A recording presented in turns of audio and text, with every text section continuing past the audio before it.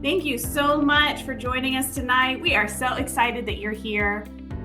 We're a few minutes late, so sorry about that tonight, but we are really pleased to be able to chat with you and talk with you.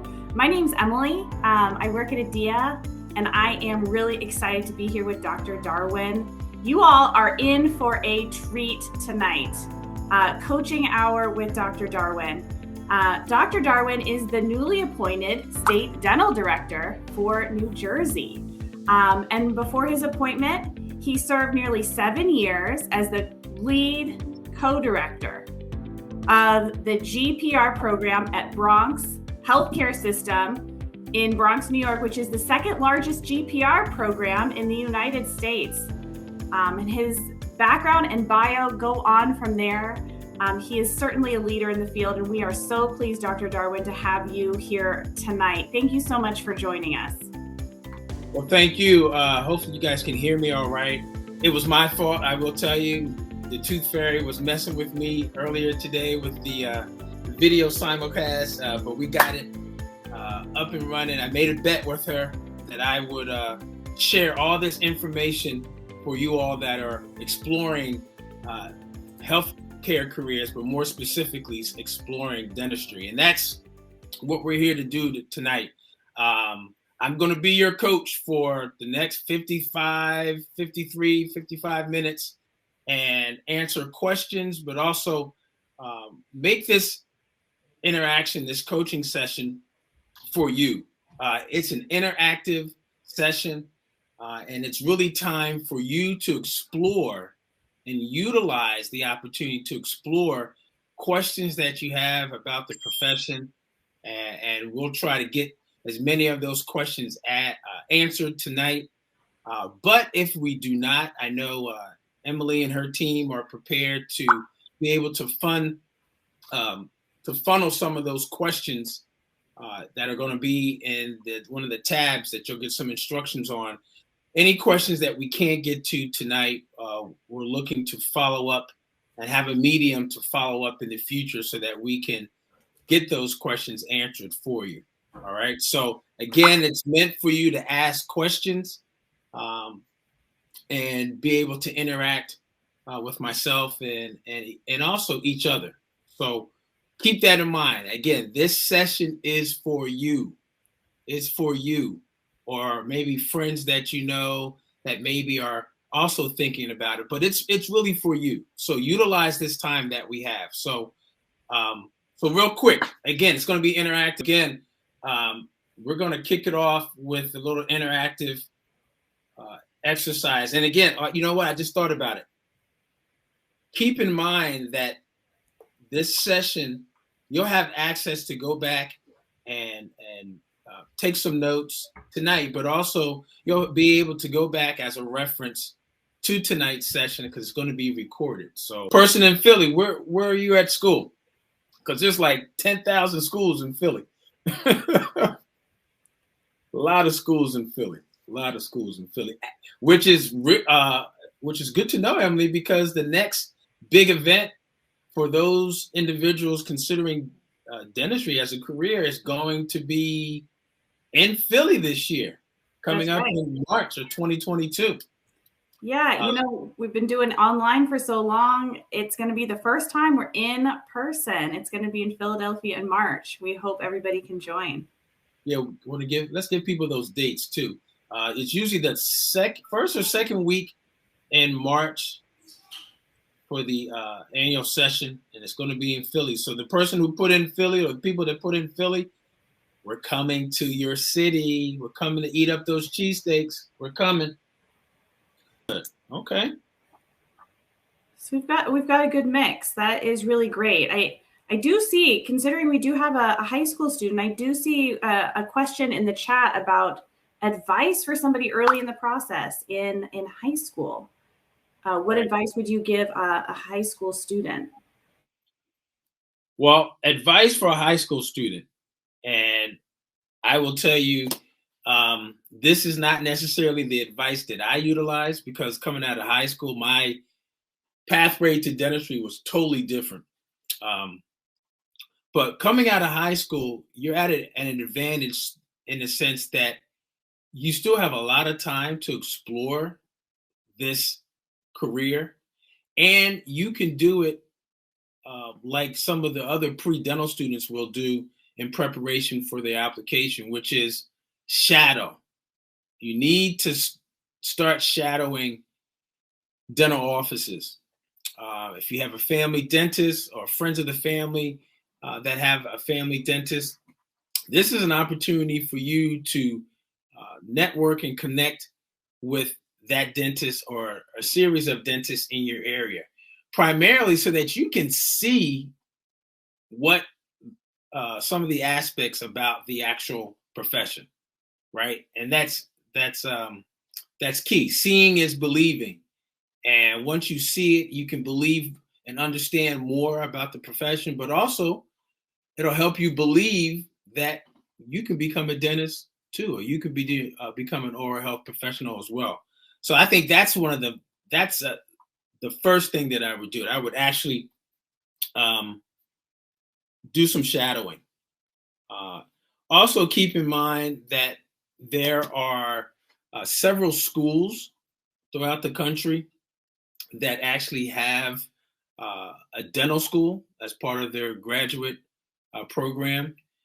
And those undergrad schools like UAB, like University of Florida, like UPenn, like Temple, and I'm just mentioning those schools because we have some other participants from those areas.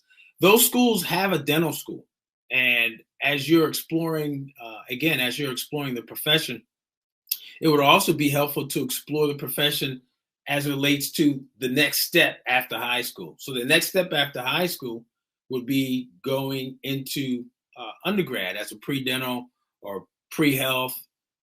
Some people even do a pre-med as a track to make sure that you get the actual science requirements for school. But if you have a school that you're interested in, or you're looking at dentistry and you're looking at dental schools, it may be helpful to look at dental schools that are on campuses that have undergraduate students as well. So I think those two things will get you started. Last thing that I would want you to consider as well is I would consider, finding networking, right? Finding others that you may know are looking for organizations either at your high school. There may be a pre-health professions like club or group, but there also may be those types of clubs and groups, again, at some of the undergraduate institutions that you may be looking at for colleges. Those pre-dental students were high school students not too long ago, 3-4 years ago. So they also will be a great source of information for you, because they are now doing, as a pre-dental student, what you are possibly looking to do as well as a high school student that's going to be matriculating into college and getting on the pre-dental pathway. So those are 3 quick tips and pieces of advice that I would utilize for you as a high school student. So hopefully that helps and that's valuable. If you find some value in that, just put a thank you or put a thumbs up in the chat as well. Yeah, I want to remind everybody, send us your questions. So we're getting a couple of questions, but for those of you joining us, what questions do you have? There is no question too basic, no question too complex. Although I say that, I'm not the one answering the questions here, but I will say that for Dr. Darwin. We did get a question about it being torn between dentistry and medicine, or potentially another health profession, and potentially figuring out how to decide about dentistry, if dentistry is right for me. What would you say for that? Well, first, thanks for that question. First, realize that dentistry is medicine, and within medicine, dentistry is a specialty. as well, right? You see this right here, this DDS, DMD, Doctor of Dental Surgery. Oh, where am I at? Doctor of Dental Surgery and Doctor of Medical Dentistry.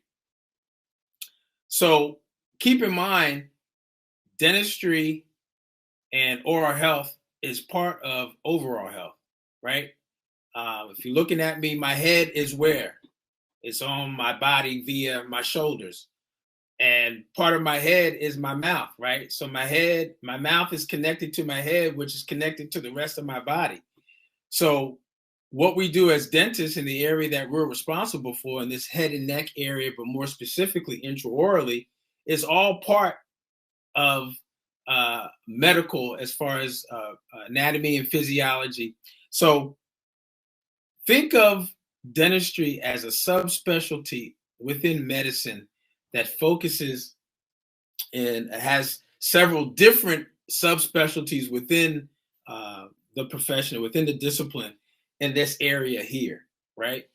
Also keep in mind that as a dentist, not only are you doing this, you're helping people with their smile, but you're also being referred to as an oral physician as well, right? I mean, again, if you take where am I at? If you take the oral out, you're a physician, you're a doctor, right? And then you just add the subspecialty or the specialty there is oral physician. So keep that in mind, because one of the things that is a pet peeve of mine, and even as dental students, we do it, and then even as dentists, we do it, and even as people that are in the profession, we do it. We say, yeah, I got to go to the doctor tomorrow. And then they say at the same time, oh, yeah, and I also need to make a dentist appointment as well. Well, a dentist is a doctor. And just like a physician is a doctor, a dentist is a doctor as well.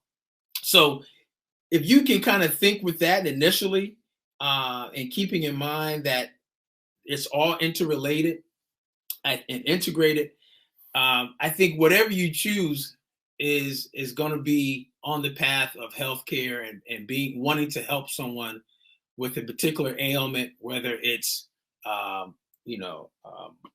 oral related, ear, nose, and throat, dermatology, internal medicine, right? So that's the first thing. The second thing is keep in mind that, again, seeing is believing. Seeing is believing. You really are going to have to do your homework and your own due diligence to explore the profession, but also both professions, dentistry and medicine, right? I know one of the things early on when I was, I think maybe 6th or 7th grade, there was a health professions exploration day in New Jersey up at Rutgers. And that was my first exposure to medicine. And I think one of the presenters was a neurosurgeon. And I was like, wow, I'm going to be a neurosurgeon.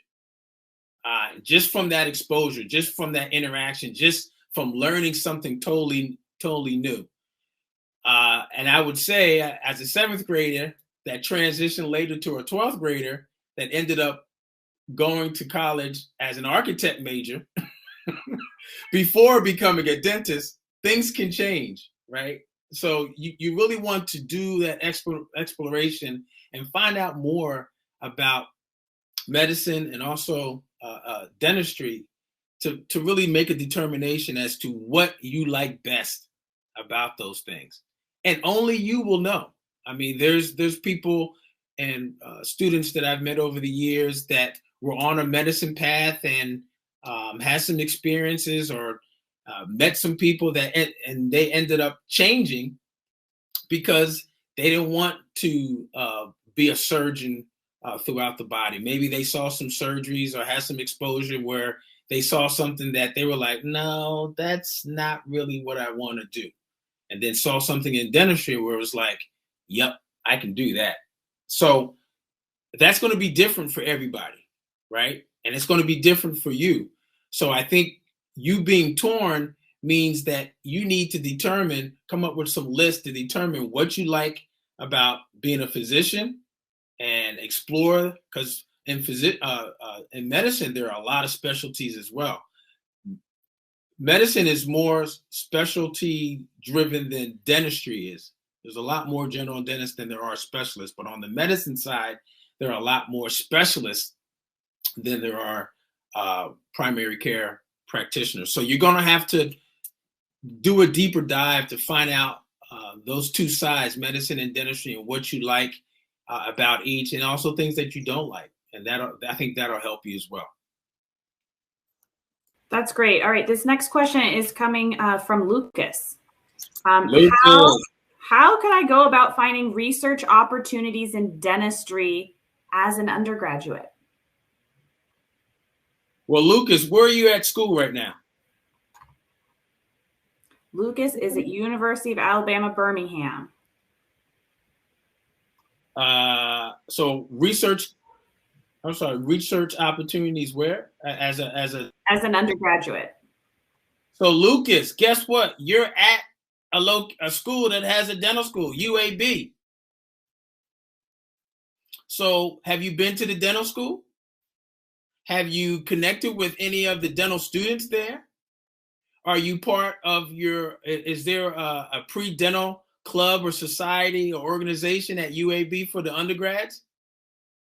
I mean, all those questions you will have to explore to get answers, because that's where you're able to do your due diligence and get connected to research opportunities. I know as an institution, somebody's doing research, right?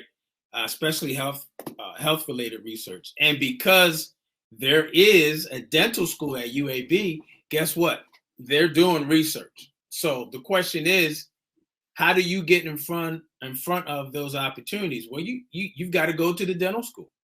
You've got to, and I would tell you that dental students, several of those organizations, the student-run organizations, have outreach where they are lend themselves to help students like yourself, potential pre-dental students that are, of course, applying to dental school or interested in becoming a dentist and interested in being a research-based dentist as well. So you've got to go right over to UAB. Go on the website for the dental school and look at the student organizations. And I would start connecting with those different organizations that are at the dental school that are doing research, or asking if they're on research. Another resource with regards to that is your phone. Go on Instagram right now, tonight. Put in UAB Dental School. And I'm sure there's probably going to be at least 4 or 5 different organizations that'll pop up that you can follow and then ask questions about how to become involved as a pre-dental student to find out more information. There you go. Just now it's on you. The ball's in your court. That's awesome. Good luck, Lucas. We look forward to hearing more soon from you. All right. I've got another question for you. It comes from Grace.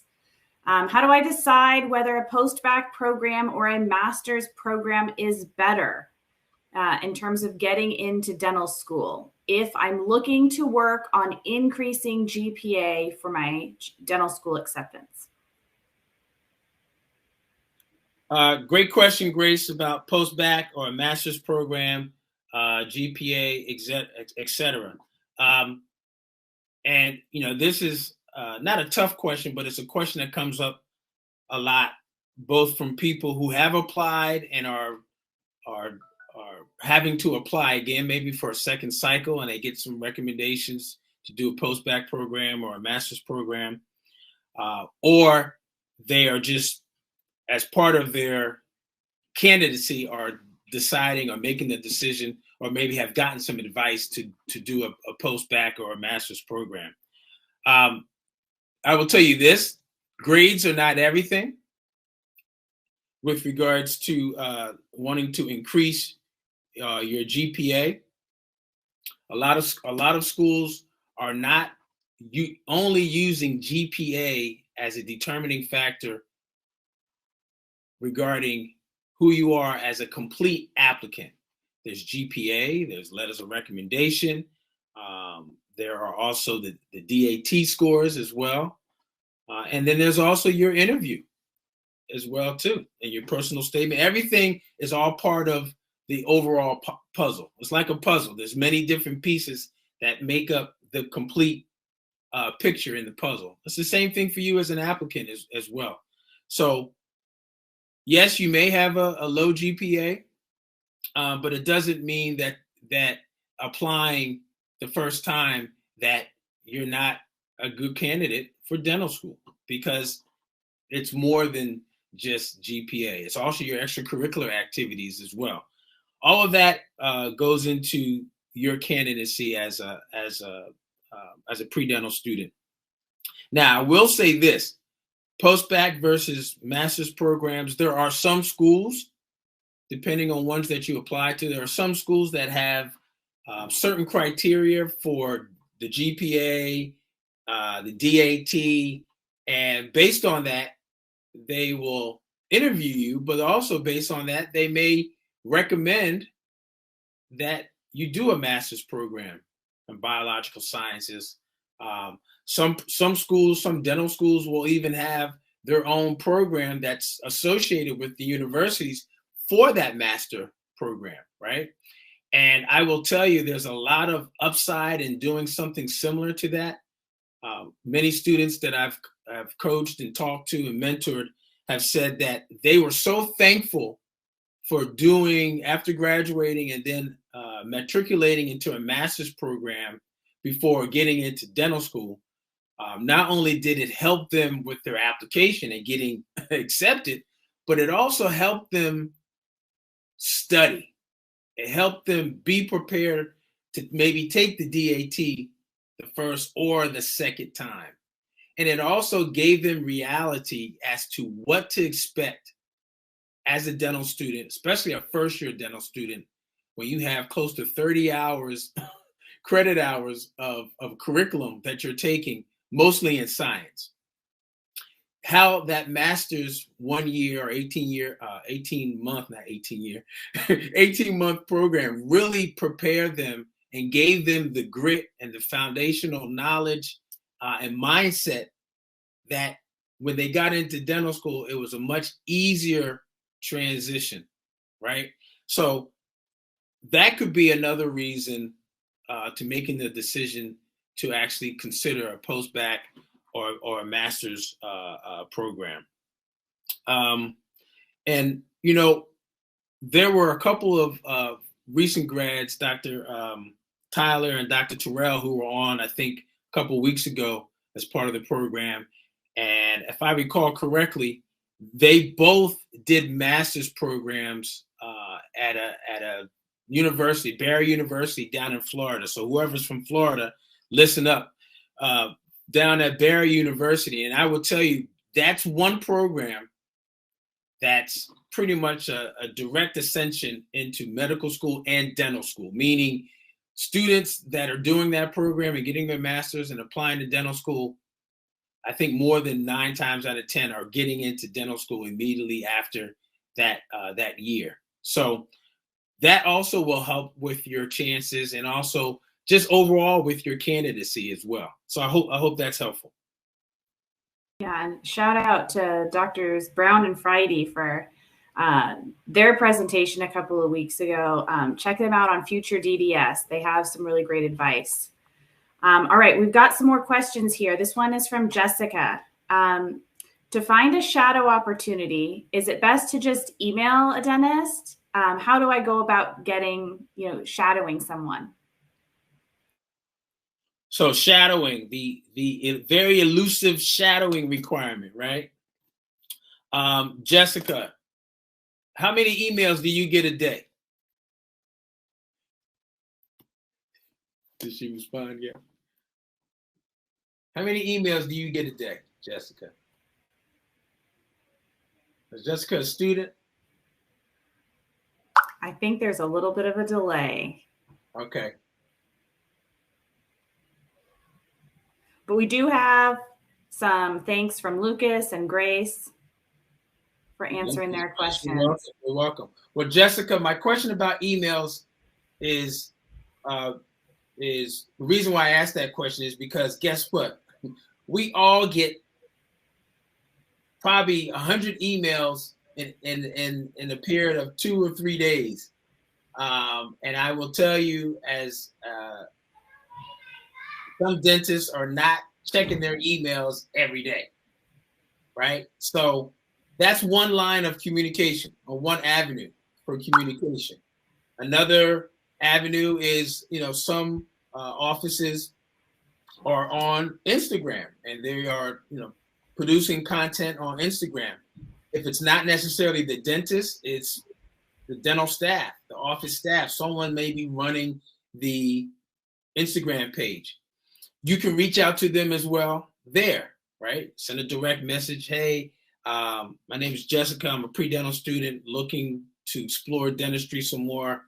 And I want to know if there's any opportunities to come to the office to learn more about dentistry. So that's the second way.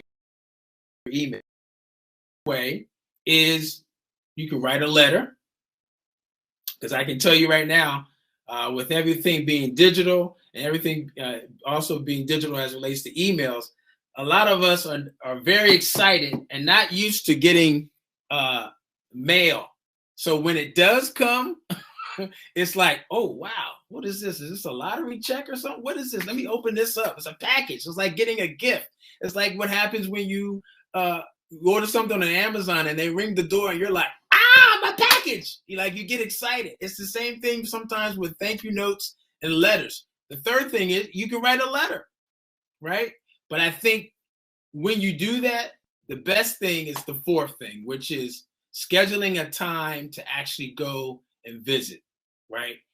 Even if it means going to the office and introducing yourself, stating that you sent an email, you sent a letter, and you just wanted to connect with the dental staff and the dentists that are there to do some shadowing. So that's the fourth thing that you can do as well. So it's not just one, or it's not just the second thing. It's everything, right? Because you're trying to get their attention, and then and it's for a good cause, which is I want to shadow. I want to get some exposure and see face-to-face, one-on-one.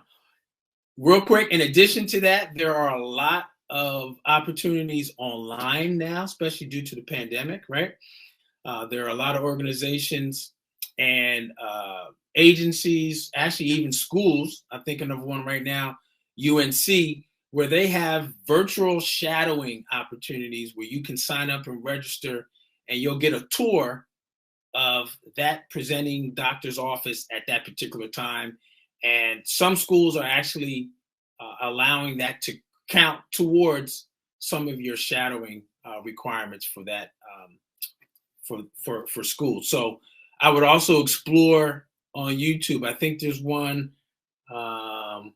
Just do a YouTube search: dental shadowing, virtual dental shadowing, and I know there's going to be at least 2 of them. I can see the names of the groups right now. I just can't recall their name, but utilize YouTube as your research, right? That's for you, Lucas, since you're the research person. Utilize YouTube as a research opportunity for you to learn and get the virtual shadowing and learn more about virtual shadowing that's out there as well. So hopefully that helps, Jessica. All right, we're going to change tack a little bit here. We have a question from Luz. About getting into dental school if I am a foreigner. It looks like Luz just currently finished high school in our country, and is asking about the path to dental school in the U.S. as an international student. Thanks, Luz. So international student, or actually a student. Well, I know I can't recall, and schools have changed since I was at school. We didn't have a lot of maybe international students. Most were citizens, and I'm not sure if your international student status also means not currently a citizen. But you will have to look at and search the the resource for dental schools. Right now, I know ADEA has a guide to dental school, and it has most, if not all the 65, 66, 67, all these new dental schools come along. They have a guide that has all the dental schools and some of the requirements. And you're going to have to look and see which schools require you either to be a citizen as part of your application to gain admission, or what the rules and regulations are. Now, that's different than if you were, say, from India or from Brazil or from Africa or from Japan, and you were trained overseas, and you're looking to come to the U.S. to either practice or to do specialty training or what have you. Usually in that case, there's a pathway specifically for foreign trained or internationally trained dentists. And all schools in the do not have that pathway, but there are many schools that do. One of which is on the list here of where someone is right now. University of Pennsylvania is one, NYU, Rutgers in New Jersey, Howard University, Meharry, and there's a whole list of all the other schools. But utilizing that guide that ADEA has would be helpful. Also, another organization has a similar guide, and that's ASDA, American Student Dental Association. Again, YouTube/Google, and go on that website and utilize that resource so that you can find out some more information. Again, every school is different. If you see 65 schools, guess what? You've seen 65 schools. There's some things that are similar, and there's a lot of other things that are not similar. So that's going to be the best way to really navigate whether or not a school will consider your candidacy as a foreign or international student, as an undergrad and also as a dental student as well. So I hope that helps.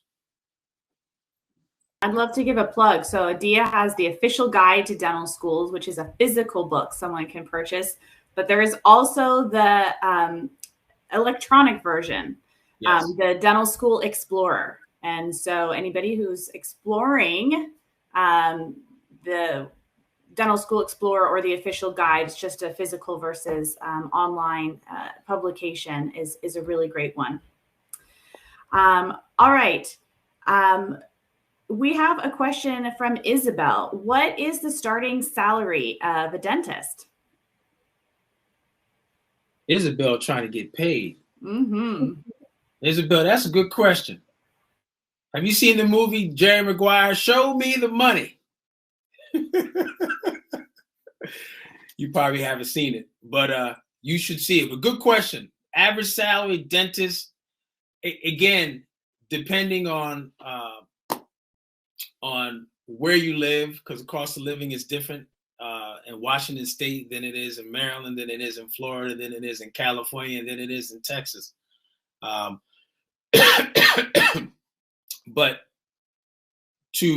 I think on average, for a general dentist, it's anywhere from, I think, maybe 125 to 150, 160. Again, depending regionally where you are in the U.S. And if you do a quick search, you'll be able to find out what the median average salary is for a dentist. Now, that's a general dentist. Keep in mind that those averages are significantly higher if you are a specialist. If you are specializing in a specific discipline within dentistry, as in orthodontics, endodontics, oral maxillofacial surgery, pediatric dentistry, and also periodontics. So depending on the discipline or specialty within the practice or within the profession, your salary has a higher bump up or has a higher amount as well. So does that help, Isabel? She has seen Jerry Maguire. See, my girl. There you go. There you go. So there you go. All right, we've got some more people joining us. Thank you all for joining us. I want to reiterate, there are 2 places where you can chat tonight. One is in the chat room. Looks like a lot of you have found that. Thank you for putting in the information there. We also have the interact button right below Dr. Darwin. And so if you have some questions, send it. Yeah, closer. Yeah, there you go. Send them in that way. We want to be able to answer your questions today. Let's see. We did have another question a little bit earlier on, and it might be related to your wonderful sweatshirt, which is DDS DMD. And there was a question that came in. What is the difference between the two? So historically, most of the schools that have dental programs, and I can't think of the actual percentage, it may be 70%, 75, 80%, or typically you get a dental degree, you get this, you get a DDS, right? And again, I can't remember the year when the other distinction came on board, which is DMD. Again, it depends on the school, and there's some history behind it.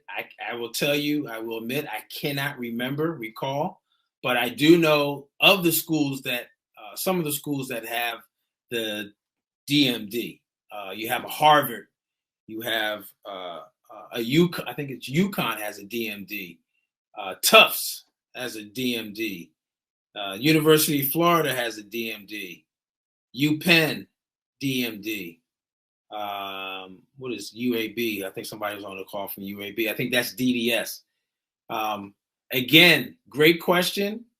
But in order for me to give you the best answer, a more complete answer, I will tell you, go to Google right now. What is the difference between DDS and DMD? And it'll give you a much more detailed explanation between the two.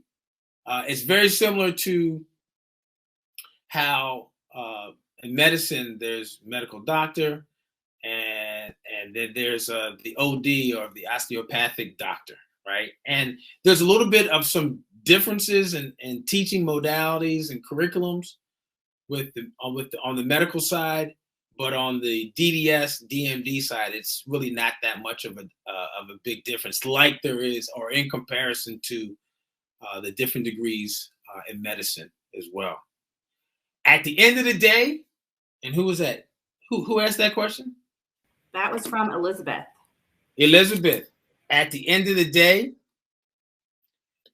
whether you're DDS or you're DMD, DMD or DDS, guess what they're going to call you?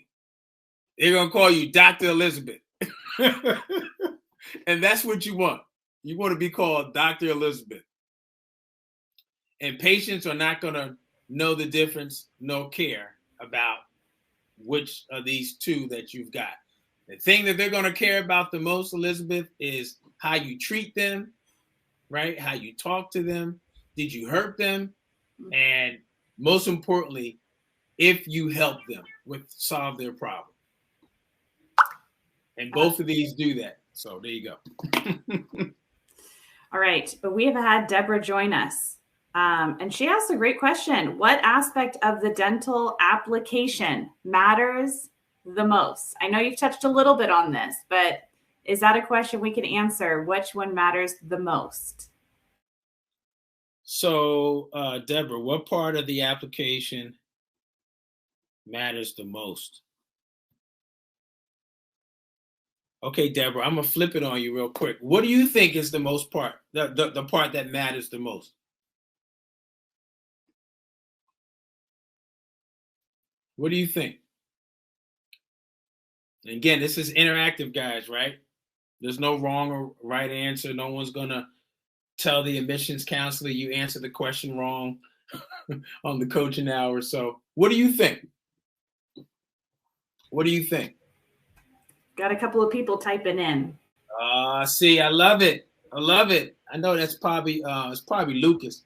I know Lucas done his research. I know Lucas already know. Is that you, Lucas? Or is that Jessica? Because Jessica trying to do her shadowing, so she that means she already knows that there's a requirement, and she's probably trying to get her extra requirements in. So that means she's paying attention here. Deborah says the DAT. The DAT. That's a good answer. That's a good answer. I will tell you this. There are people that get into dental school with an academic average of 18, and there are people that get into dental school with an academic average of 26 and 27. So in that particular case, what is the difference? They got in. There really is no difference in, because the DAT is just one aspect of the application. Many schools will consider you as an applicant from a holistic perspective, meaning everything counts, right? When you wave at somebody, you don't wave with just one finger, do you? You wave with all these, and it makes, we understand what this means. But if you're going like this, that means, okay, thumbs up. But if you go like this, or some of the other fingers, you also communicates. But when you go like this, all of these together, we know that you're saying something. It's the same thing with your application, and we did touch on it a little bit earlier. Now, what you can find out as part of your process to looking into dental schools is, again, through the guide that ADEA has, but also each of the schools, when you go on their website, they'll have a dashboard. And that dashboard is set up for you to communicate information to you. And on that dashboard, they will share with you specific data about those dental students that have either applied and or matriculated into their class, and what the average DAT score was. And that'll tell you as an average, right? That means there's probably some that were lower and some that were higher than that number. And that'll give you an idea for a range. So again, every school is going to be different. Some schools may not even want to have candidates or invite candidates for interviews if they have less than a 17. Again, schools may not necessarily tell you that, but one of the ways that you can infer and kind of explore that specific topic about your candidacy, the DAT, is looking at that dashboard or utilizing a resource that has already been developed so that you can see a snapshot of the several schools that you're applying to, so that you get an idea.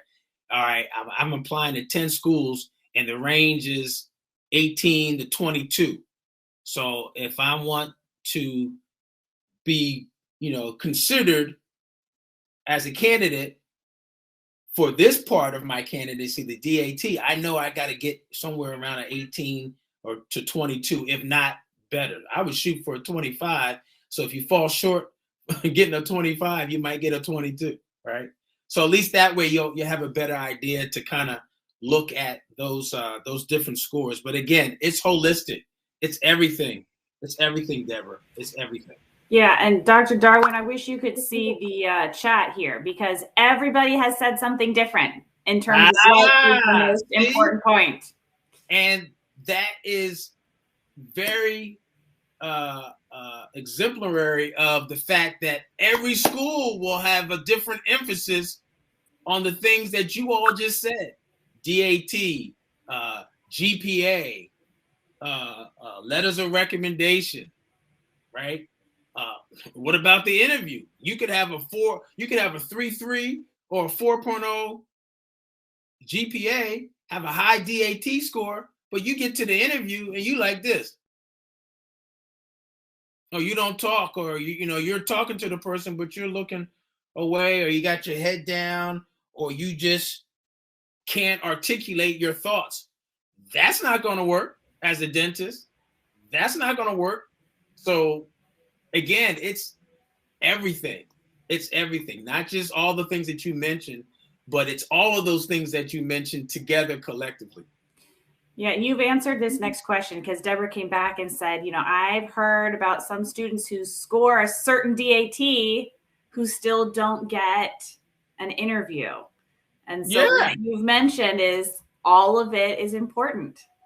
All of it is important. All of it is important. Exactly. All of it is important. And you're right. It's important to know the qualifications or things that certain schools will look at. And that is why you have to utilize a resource. The information has already been collected for all of you that are on the call. All the information, right? Lucas, Grace, Jessica, Luce, Isabel, Elizabeth, and Deborah. All the information has been collected for you guys.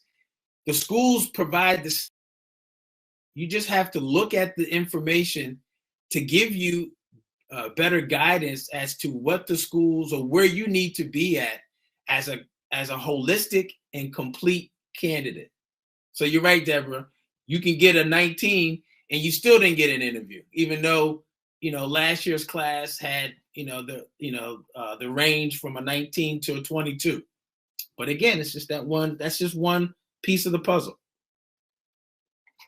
This has been some great information. I see it in the chat. To reiterate that we have some events in the spring. The ADEA GoDental Virtual Fair, the ADEA GoDental Recruitment Event, where the actual school representatives will be there. So asking the actual school some of these questions are really helpful as well.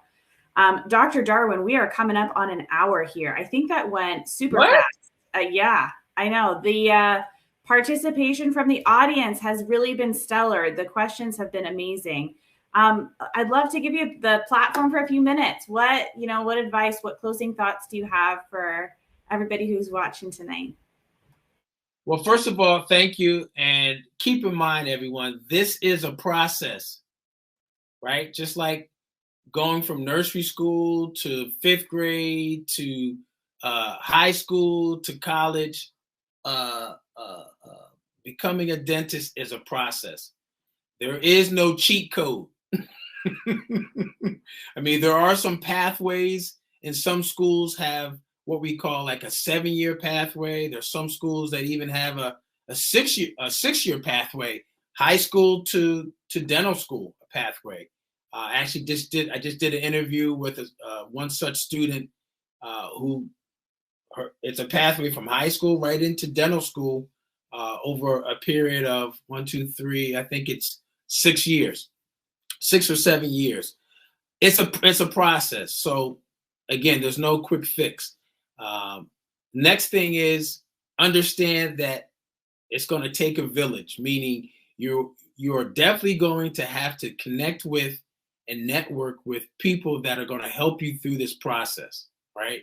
You have some great resources here at ADEA, and for those of you that are here on this segment, congratulations, because you guys are really serious about your exploration and your journey for your career. So that's important. So I want to acknowledge you for that, because it's easy to do, but it's also easy not to do, meaning not to come on in the evening and spend the time to listen and ask questions and be engaged. So the fact that you guys are doing that is commendable, and it's part of the process of what you have to do. So networking is very key. Some of the things that I shared with Lucas and shared with Jessica are some of the things that you all have to do as part of the process, right?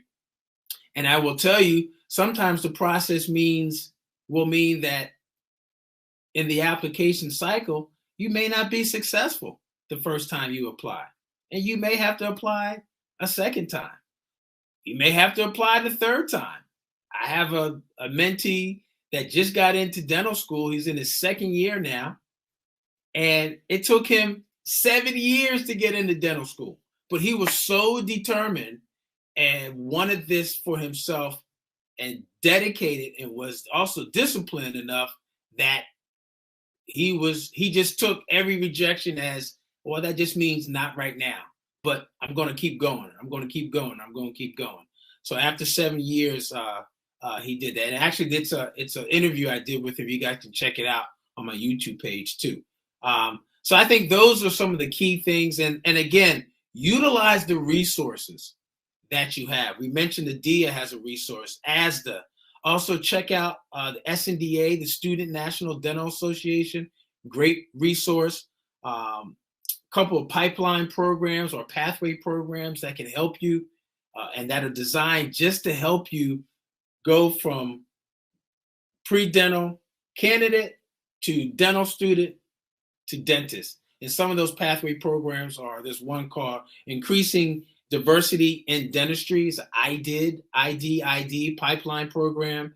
There's another one out of a good colleague of mine out of Phoenix.